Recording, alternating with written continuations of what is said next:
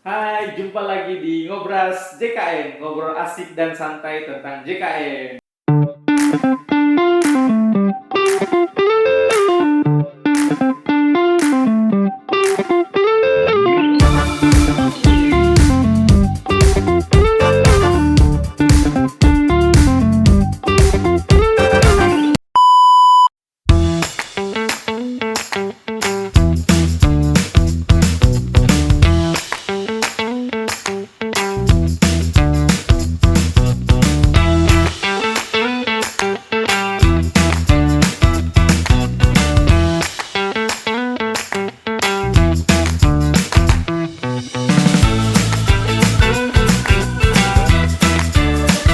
Hai, jumpa lagi di Ngobras JKN, ngobrol asik dan santai tentang JKN. Hari ini bersama saya Fadlaner dan partner yang selalu support Ibu cantik, Ibu Prima. Terima kasih. Ya, halo sahabat Ngobras JKN. Iya, udah lama kita nggak jumpa lagi. Ini Iya, sudah 2005 terakhir 2024 kemarin. Iya, ya. sudah hampir 1 tahun ya. Hari ini kita akan bahas terkait pelayanan, Bu. Ya. Nah, ini yang lagi viral Bu ya, ini terkait 144 diagnosa. Oke. Ini sebanyak kalangan membahas soal ini. Lagi Jadi, viral banget ya. Viral banget, Bu. Apalagi di media sosial. Betul, Bu. Jadi di sini waktunya kita untuk Kita menjelaskan, untuk menjelaskan. semuanya. Mengungkap segalanya. Semuanya. Oke.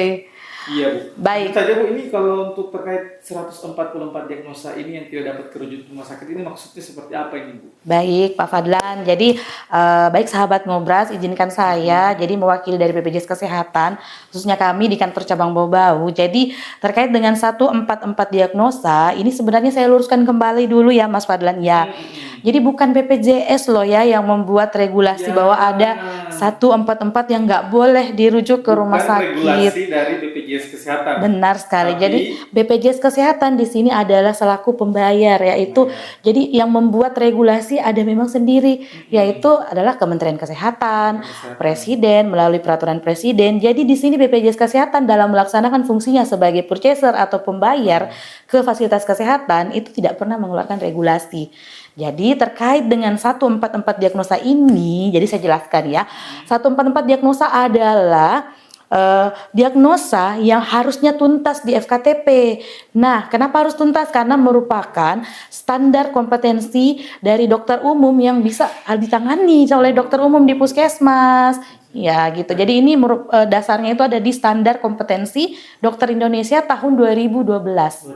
Ya. Berarti ini mempertegas lagi, Bu. Berarti ini adalah regulasi dari Kementerian Kesehatan. Ya, dari Kementerian Kesehatan, dari kolegium gitu ya Mas Fadlan. Jadi bukan dari BPJS Kesehatan. Iya, berarti jangan mispersepsi Iya. lagi, itu bukan BPJS Kesehatan. Kami hanya Ya, kita menjalankan regulasi sesuai dengan ketentuan, siap, sesuai siap. indikasi Jadi medis. itu semoga yang itu sudah bisa Sudah clear ya, Bapak Ibu. Sekalian, bukan Betul. BPJS Kesehatan. Iya, benar sekali.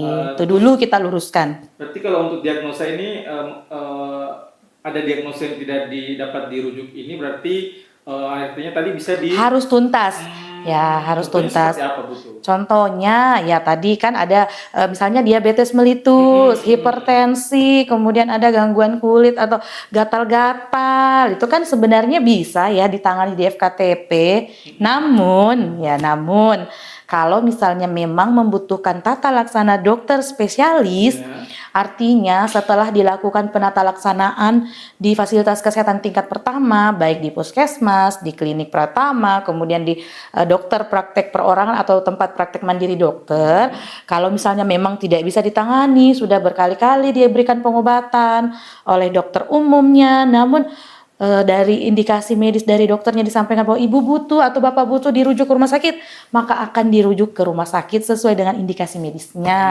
Ya. Seperti itu. Berarti semuanya akan dilayani dengan sebaik mungkin. Kalau untuk alasan terbatasinya ada 144 ini, Bu, apakah ada alasan tersendiri atau Nah, seperti apa? yang tadi saya sampaikan Mas Fadlan, kompetensi dokter umum di FKTP itu harusnya bisa menangani 144 ini. Jadi tidak ada isu mengenai tidak bisa ditangani karena dokternya udah belajar mengenangani ini. Percayalah Bapak Ibu terkait dengan kompetensi Bapak Ibu dokter umum kita di FKTP, tuh mereka sudah jago-jago semua. Jadi sekarang itu kita harus mengoptimalkan pelayanan berobat dulu di fasilitas kesehatan kita yang pertama yang terdaftar. Kalau misalnya memang butuh rujukan, ya nanti akan dirujuk lah oleh dokter umum gitu. Berarti 144. Apakah kalau 144 ini dalam kondisi darurat, apakah harus ke puskesmas atau bisa ke rumah Nah, sakit? beda lagi ceritanya Oh, Mas iya. Fadlan kalau udah kondisi gawat darurat. Ini kan sudah berkali-kali kita bahas. Kira surat ini masih masuk ke Oh, kalau udah gawat darurat langsung di rumah sakit boleh, ke IGD KTP juga boleh. Jadi sebenarnya kan itu kita sudah bahas berkali-kali ya ini terkait Iya. dengan kondisi gawat darurat yang mana yang bisa langsung ke rumah sakit atau bagian IGD rumah sakit ataupun ke IGD KTP juga boleh. Kalau misalnya dia mengancam nyawa, ada gangguan perdarahan, gangguan hemodinamik tidak stabil, membahayakan jiwanya, Ya. itu silahkan langsung melalui Ya. emergensi. Berarti kalau untuk terkait penentuan diagnosanya itu memang harus dari FKTP dulu Bu ya? Ya, dari Memang dokter dari umumnya. umum. Ya, dokter di FKTP-nya. Nah, itu yang menentukan dapat dirujuk atau tidak. Benar sekali. Jadi bukan dari pasiennya ya. Iya. Kembali lagi ke konten kita yang Sebelumnya, itu kan sudah pernah kita kan bahas. tidak dapat diminta Bentar sendiri, benar. Kalau ini Bu, prosedur jika seseorang memerlukan perawatan yang untuk diagnosanya itu tidak dapat dirujuk di rumah sakit, bagaimana Bu? Berarti akan dilayani di Akan dimaksimalkan pelayanannya di FKTP-nya melalui misalnya pemberian. Jadi kan kalau yang dijamin di FKTP-nya mulai dari administrasi, pemberian konsultasi medis oleh dokter umum, kemudian pemberian obat, penunjang yang ada, penunjang lab-lab sederhana yang ada di FKTP-nya. Itu sampai dengan nanti promotif preventif misalnya Prolanis didaftarkan sebagai peserta Prolanis, daftarkan senam edukasi untuk dikelola di FKTP-nya. Bisa ditangani di Puskesmas, klinik Pratama, tempat praktek mandiri dokter. Berarti memang puskesmas ini pusatnya ya. Pusatnya, Jadi jadi semua segala benar. pelayanan kesehatan Gatekeeper harus- awal,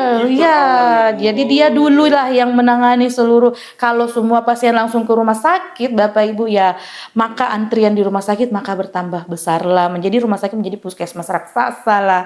Kalau semuanya langsung ke rumah sakit, tidak dilayani dulu di FKTP-nya. Oh iya. Kalau untuk ini Bu, Ya. Diagnosa yang tidak memenuhi kriteria rujukan menurut BPJS Kesehatan seperti apa? Ya kan kalau di peraturan presiden itu ada namanya manfaat yang tidak dijamin, Oh, iya, gitu ya, manfaat yang tidak dijamin, misalnya indikasi kosmetik, kemudian sudah dijamin, Label-label ya, Bu? iya, sudah dijamin oleh penjamin lainnya. Kemudian kalau diagnosa yang tidak dijamin, kalau dia selama indikasi medis memang dia merupakan ada gangguan patologi, ada penyakit dan ada cacat atau ada yang gangguan pada dirinya yang dianggap oleh dokter umum itu merupakan suatu penyakit, itu dijamin Pak Fadlan ya. Bu, ya. Oh, iya. Kalau untuk penyakit kronis Ya. atau serius Bu, berarti ini kalau apakah tidak bisa masuk dalam kategori itu? Kalau udah kronis, dokter umum di puskesmas atau di fasilitas kesehatan tingkat pertamanya udah menyatakan ini harus dirujuk, ini sudah kronis, ini tidak bisa lagi ditangani di FKTP, langsung dibuatkan oleh dokter umumnya ke rumah sakit sesuai dengan ketersediaan dari SDM-nya, dokter yang mana dituju. Berarti memang 144 ini ditentukan oleh Kemenkes. Ya, dari standar kompetensi dokternya sendiri. Dan Ya. semuanya ini bisa dilayani di puskesmas. Ya, dan dari Kementerian Kesehatan sendiri sudah mengeluarkan terkait dengan beberapa kriteria rujukan. Kalau misalnya mau dirujuk, itu kondisinya seperti apa, itu ada. Itu dari semua aturannya, Pak Fadlan. Kita BPJS Kesehatan hanya menjalankan regulasi sesuai dengan ketentuan yang berlaku. Ini Bu, terakhir bagaimana kalau dari BPJS Kesehatan itu memastikan bahwa kebijakan ini tidak membatasi hak pasien untuk mendapatkan perawatan yang layak?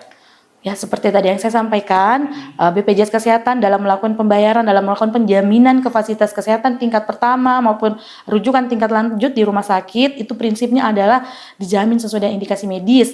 Harapannya peserta melakukan pelayanan itu sesuai dengan misalnya rujukannya mulai dari FKTP, rujukan berjenjang, kemudian sesuai dengan kelengkapan administrasinya lengkap, punya kartu, kemudian keaktifan kepesertaannya aktif. Nah, itu selama sesuai dengan itu, insya Allah BPJS Kesehatan menjamin sesuai dengan indikasi medis. Kalaupun misalnya ada hal-hal yang di luar dari yang tidak sesuai dengan itu, boleh melapor ke kami. Nah, kita kan punya banyak kontak-kontak kanal-kanal pengaduan gitu, Mas Fadlan. Jadi untuk berita-berita yang bersebaran di luar sana, iya benar sekali. Langsung diterima begitu saja. Iya, jangan langsung masuk telinga kiri terus dipendam. Iya, benar sekali. Tiba-tiba dapat link 100. Iya, langsung di komen lah di medsos BPJS ini. Oh iya, kasihan juga. Ini kan sudah menjamin banyak.